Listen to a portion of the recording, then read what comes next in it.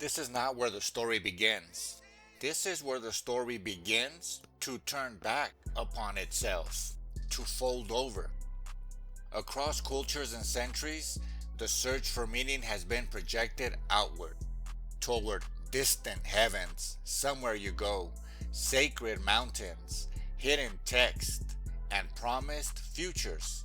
Temples were raised, pilgrimages undertaken, doctrines codified. Yet, beneath these outward movements, a quieter current persists, one that insists the most consequential territory has always been the one inhabited from birth to dust. Flesh, thought, breath, awareness. What if the primary map is not of the world, but of the self? What if continuity, what endures beyond fear, beyond decay, beyond repetition, is not secured elsewhere, but discovered through conscious inhabitation of this living system? We already are. We begin the spiral where endings are usually placed, with death. In the non-canonical Gospel of Thomas, preserved in Coptic and attributed to Didymus Judas Thomas, associated with early Syrian Judean Christian communities outside of later Catholic canon formation, the opening saying is unambiguous. It says, "Whoever discovers the meaning of these sayings will not taste death." Gospel of Thomas, saying number 1, early Jewish Christian tradition. This is not a promise of biological immortality. It did not deny decay, aging, or the return of matter to dearth. It reframes death itself. To taste death is to experience it while still breathing, to live without awareness, to move through time disconnected from sensation, to repeat the inherited patterns without recognition over and over. Death here is not an event at the end of life.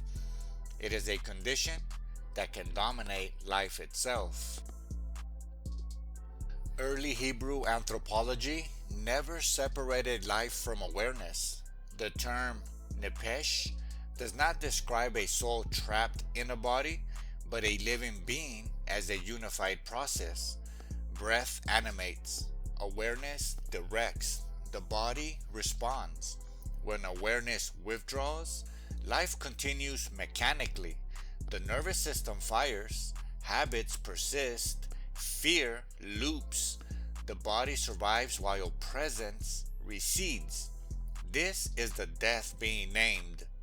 The same Thomasan tradition makes the spiral logic explicit when the disciples ask about the end. The response turns the question inward.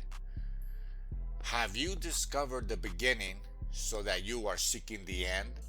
For the end will be where the beginning is. Blessed is the one who stands at the beginning. That one will know the end and will not taste death. Gospel of Thomas, saying number 18, an early Jewish Christian tradition. The end is where the beginning is. This is not a riddle of geography, but of essence. Consciousness does not move in straight lines. It loops. What is not integrated returns. What remains unconscious repeats. First, quietly, then insistently.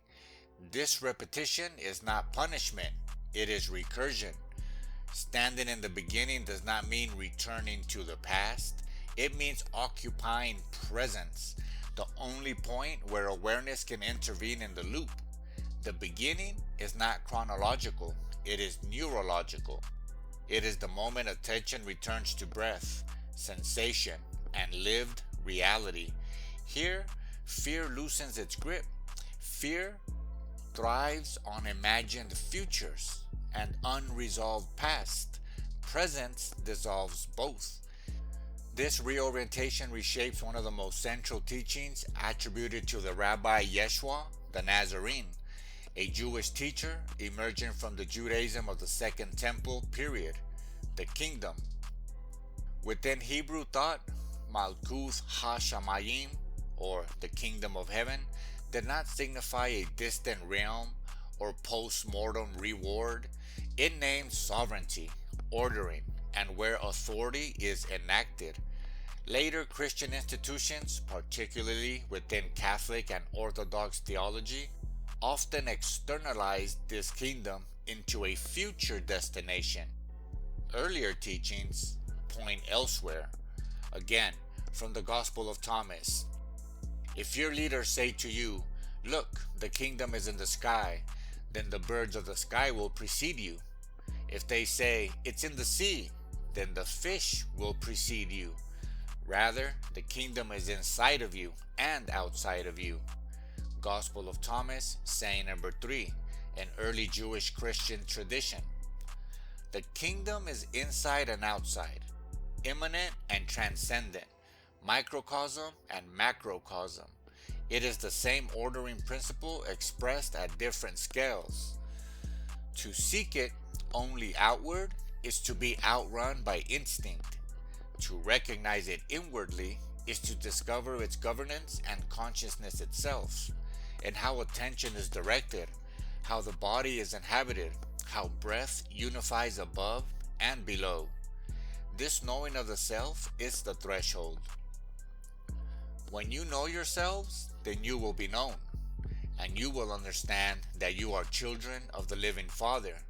But if you do not know yourselves, then you dwell in poverty, and you are that poverty. Gospel of Thomas, saying number 3. Poverty here is not economic, it is existential.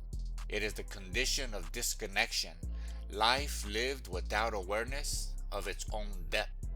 To know ourselves is not to accumulate information, but to restore continuity between mind, body, and breath.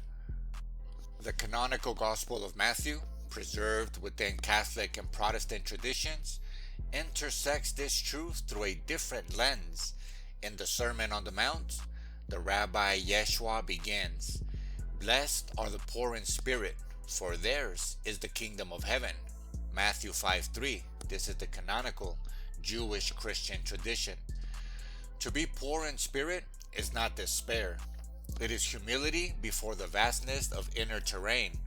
It is the recognition that the mind, untethered from awareness, becomes tyrannical or fantastical, that the body, disconnected from breath, becomes mechanical. Poverty of spirit is the cleaning of internal arrogance, the collapse of the illusion of self-sufficiency. Only from this clear space can the inner map be read. The interpretation promised in the first saying is not academic. In Semitic understanding, meaning is inseparable from embodiment. What is not lived remains external. What remains external cannot transform. To discover the meaning of the sayings is to discover that they describe how to inhabit consciousness itself. When awareness returns to the body, recursion loosens. When presence stabilizes, fear loses narrative authority. When mind, body, and breath begin to speak again as one system, death ceases to dominate imagination. This is the map. It is written in neural pathways, in circulatory rhythms, in the rise and fall of breath.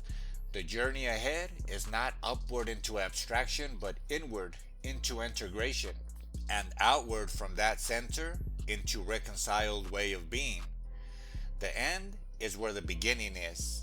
We begin here, awake, embodied, attentive, at the only place the spiral can open.